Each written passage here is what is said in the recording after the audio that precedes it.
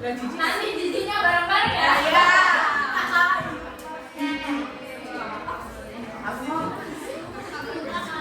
Satu dua tiga.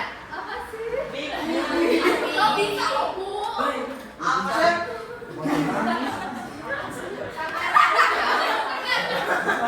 Rangin sedih masa sampai ketawa. Emang sedih ketawa ayo. Bisa. Ayo bisa.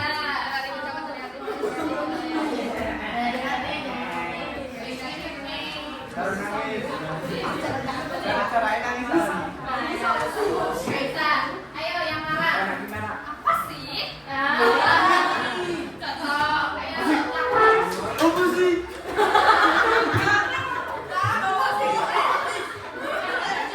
Itu kayaknya lebih terkejut tadi. Loh, Apa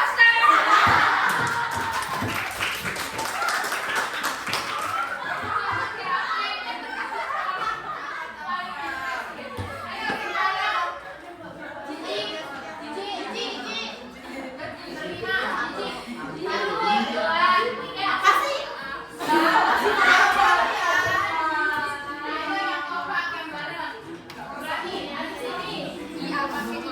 Satu, dua, tiga. Iya pasti. Tepuk tangan dong. Di sekolah. Teknik pernapasan. Nah, cara paling mudah untuk menenangkan diri saat emosi memuncak. Biasanya kalian emosi karena apa sih? Diejek. Terus pernah nggak kalian lagi diejek itu nggak langsung balas? Pernah. Itu ditahan atau kalian kontrol emosinya? Kalian nggak berani atau kalian emang malas?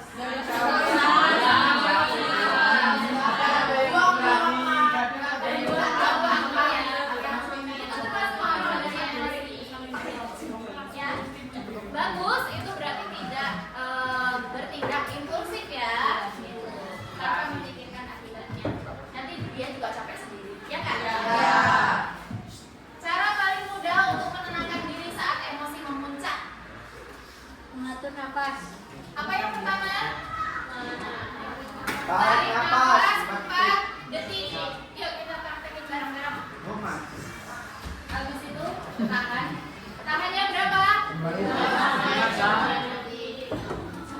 Kamu siap tahan? 2 sampai 3 detik. Kemudian lanjut. Apa yang bawahnya? Hembuskan berapa? 5 sampai 6 detik. Ya. Lalu ulangi hingga rileks. Ayo kita coba ya. Siap? 1, 2, 3 tarik nafas yang dalam sampai 4 detik. 1,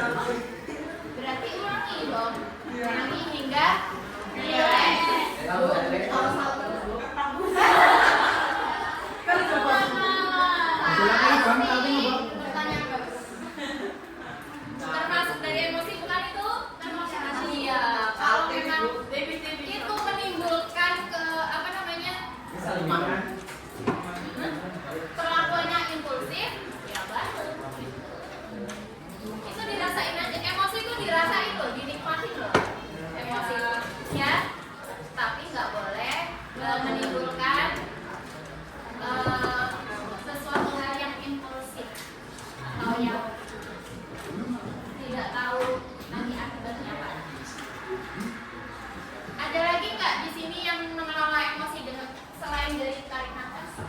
Ada tidur, ada yang betul, ada lagi. Bengong, kalau dia pikiran nanti kan diratapi, bisa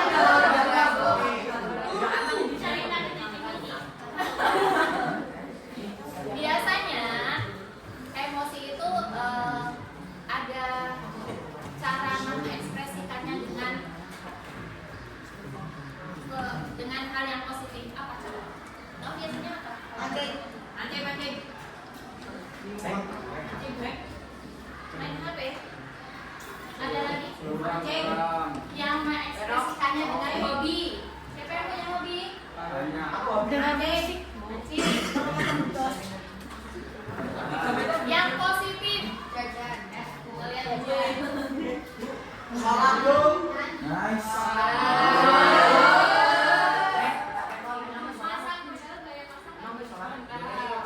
Masak. Ada yang nggak suka olahraga gambar gitu. Gambar ekspresi, ya kan?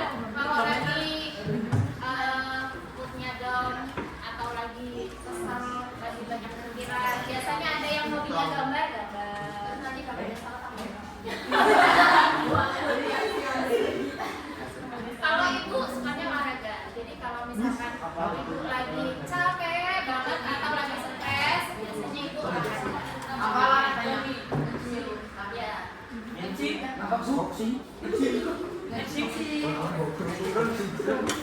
Teknik kok. Nih ada beberapa juga teknik kok. Berhenti sejenak dari tindakan yang merugikan. Jadi nggak langsung meluapkan emosinya, gitu. Tapi berhenti sejenak. Coba berpikir lebih jernih. Kemudian tarik nafas yang tadi ya. Amati apa yang dirasakan dan apa penyebabnya. Sebenarnya kalian kalau emosi itu tahu nggak? Enggak. Tahu. Tahu. Rasanya nggak enak. Tahu nggak penyebabnya? Apa yang dirasain? Itu gara-gara apa? Masa nggak tahu? Tiba-tiba kalian mood gitu kan nggak mungkin ya? Iya. Ya, pasti ada penyebabnya. Nah itu dicari penyebabnya itu apa? Dirasain coba. Karena kesel kan banget kayak itu enggak karena panas ya bisa. Jadi kalau kayak gitu bagus kan mas mengekspresikannya ke teman-teman. Misalkan lagi bete dari rumah, tiba-tiba di sekolahan marah sama temannya. Ada nggak yang kayak gitu? Mungkin ada. Ya pasti ada. Mampu mengendalikan emosinya dengan baik, karena setiap manusia, setiap orang nggak ada yang pernah luput dari sebuah masalah, dari semua emosi itu pasti ada. Tapi bagaimana kita mengelola supaya nggak perlu orang lain tahu sebenarnya dan nggak perlu dapat dampaknya dari background kita, ya nggak? Iya. Benar nggak? Benar.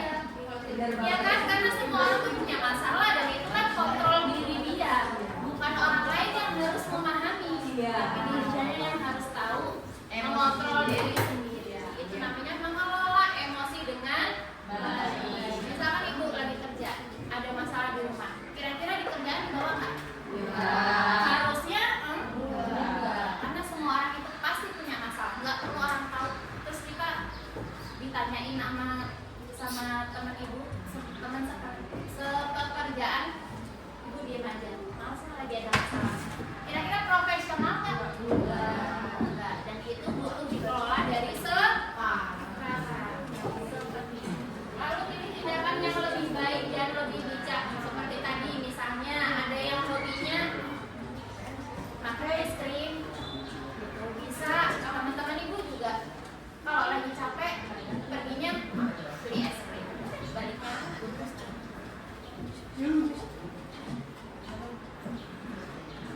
komunikasi asertif adalah cara menyampaikan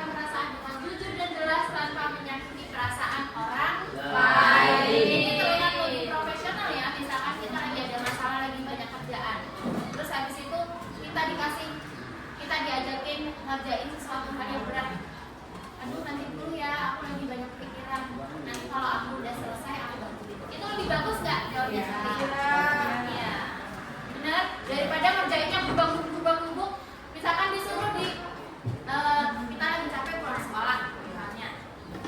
Ibunya nyuruh, "Kamu nyuci ya, nanti cuci piring ini."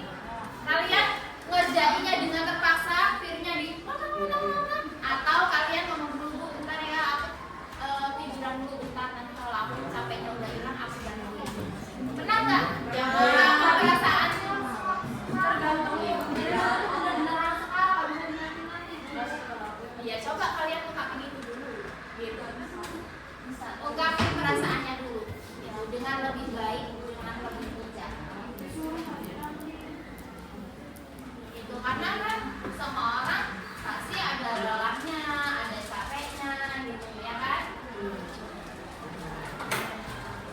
Kemudian contoh komunikasi asertif. Komunikasi agresif. Contohnya gimana? Kamu emang selalu bikin masalah. Kamu tuh kalau disuruh nanti. Itu komunikasi yang agresif. Komunikasi yang asertif gimana? Saya merasa kecewa ketika tugas tidak dikerjakan bersama. Saya berharap kita bisa membagi tugasnya dengan baik. Cara ini mengungkapkan perasaan dengan lebih jelas, menghargai orang lain, dan membuka ruang diskusi yang sehat.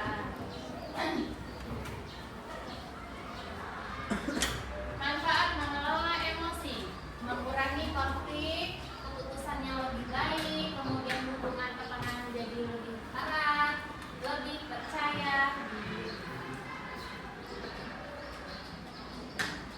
Pesan penting, emosi itu bukan musuh yang harus dihilangkan. Emosi adalah pesan dari diri kita sendiri.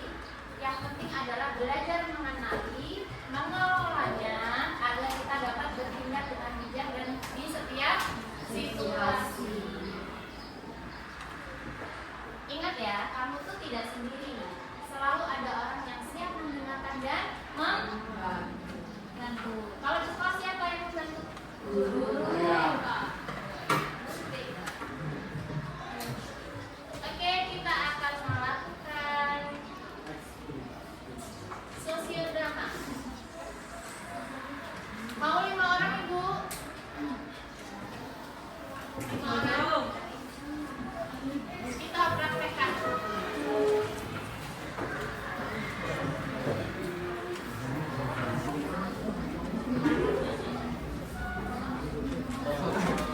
Adanya sana. Adanya sana. Ibu bacain ya, kontennya seperti apa. Ini situasinya, ya, bacakan situasinya. Saat mengerjakan tugas kelompok, salah satu anggota. Ini gimana sih? Kok yang lain nggak pada kerja? Sebenarnya aku nggak tahu tugas aku yang mana. Aku tuh cuma kesel loh, nggak ada yang bantuin. Kenapa kita bisa menyelesaikan ini semua dengan bekerja sama? Bener, kita bisa cari solusi lain. Contoh kayak aku cari informasi, abang cari gambar, kamu cari informasi akhir. Ya udah, aku minta maaf ya, makasih udah membantuin. Apa kan? Kita bisa saling bantu supaya nanti selesai. Sebenarnya kalau aku melihat Abra, dia sudah dapat meluangkan emosinya dengan baik dengan bersedih sejenak. Jadi sama